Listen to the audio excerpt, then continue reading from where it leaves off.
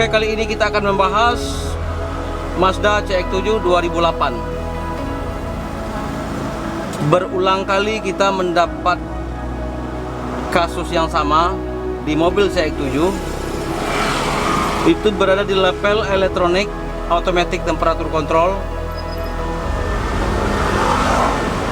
Di sini ada kode data trouble-nya 1261 FF sun loading sensor short circuit to ground. Artinya sensor panas rusak. Generic electronic module. Baterai Voltaic, oke, ini suatu kelalaian, tidak berisiko ke mesin. Instrumen cluster U2064 warning indicator request by another control module. Karena ada kerusakan di modul di depan, itu warning indikator di speedometer. Power control module berada di kode P0300FF random misfire detect. Restraint control module, baterai Voltaic low, side airbag circuit open, for drive side. Oke. Untuk di B1994/20 side airbag ini tidak terlalu banyak kita bahas. Kita membahas di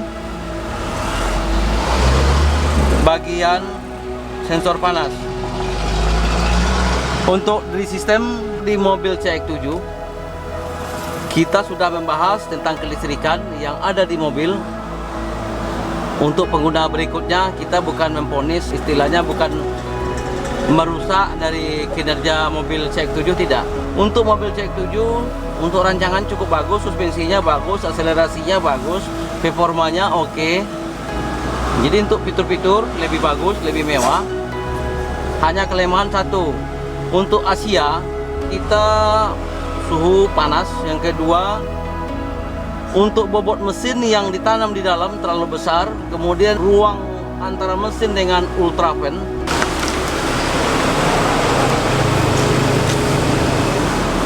Jarak mesin dengan ultra fan terlalu dekat.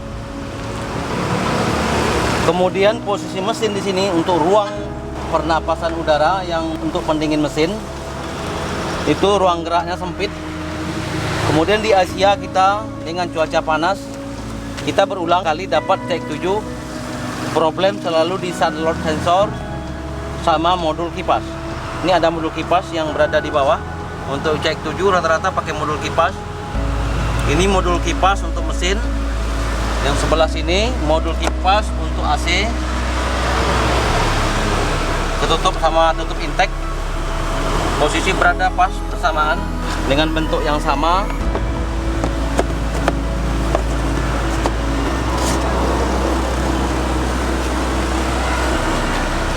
Dari mobil ini bobot mesin besar, kemudian ruang lingkup di sini sangat sempit. Kita mengambil analisa, bukan menyalahkan suatu produk, tidak. Panas mesin itu bisa merusak kinerja sistem elektronik, karena di sini banyak memakai sistem elektronik wiring untuk fan atau untuk kipas. Jadi kipas ini bergerak dari high, mid, low, itu diatur oleh modul kipas. Kemudian switchingnya dibuka oleh temperatur sun loading. Jadi untuk temperatur panas membuka switching untuk kipas. Kemudian untuk kipas itu membagi 3 fase, mid, high, low, kecepatan rendah, tinggi, sedang, itu diatur oleh modul kipas. Karena terlalu panas elektronik ini sudah dipositifkan berubah. Saya sarankan untuk pengguna CX-7 ya berhati-hati apabila kipas mesin sama kipas AC sudah mulai melambat. Itu ciri-ciri pertama. Yang kedua, ada rembesan air di atas kepala radiator. Artinya panas berlebih mencapai maksimal tertentu. Kemudian untuk di kolen ini ada ciri-ciri, ada rembesan kuning. Apabila panas berlebih, dia akan naik dari radiator seperti ini nih. Ada kerak rembesan naik terus ke tangki cadangan. Penyebab karena terlalu panasnya dari ruang mesin, selang buang dari air dari mesin ke radiator mengakibatkan panas air berlebih. Untuk pengguna Mazda CX-7 khususnya yang masih menggunakan modul, saran untuk penggantian part, usahakan penggantian part original. Tidak bisa mengganti part persamaan yang berada di luar Mazda. Kita buka-bukaan ya. Kalau untuk di CX-7, apabila di modul sama sensor bermasalah, ditanganilah sesegera mungkin. Kemudian dengan suku cadang original. Apabila kita ganti dengan part persamaan, biasanya banyak persamaan dengan pot, itu bakal bekerja dengan kinerja sistem dan kinerja mesin dan tidak bisa dipakai. Satu.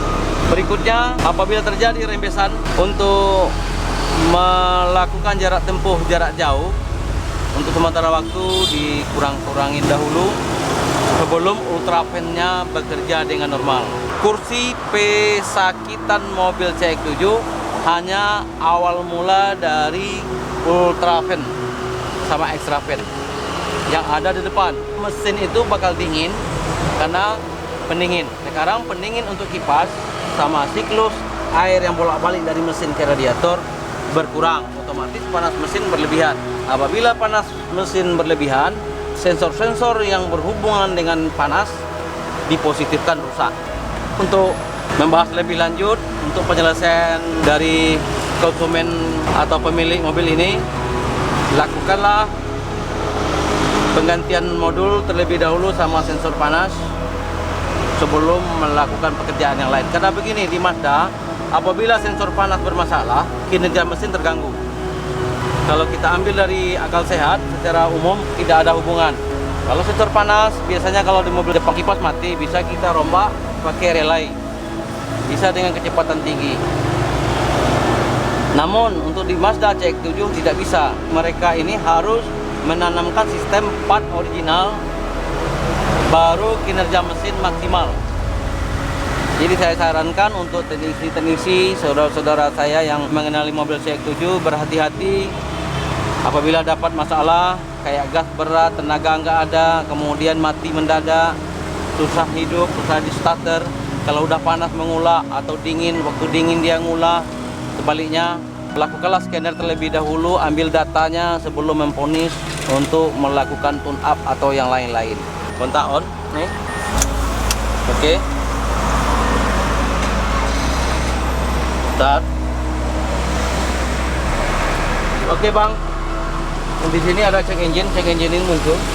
Karena check engine ini muncul karena di mobil ini sensor panasnya bermasalah dan modul yang ada di depan sekalipun sudah di scanner atau di restore datanya atau dihapus data trouble-nya, dia tetap muncul. Diwajibkan penggantian.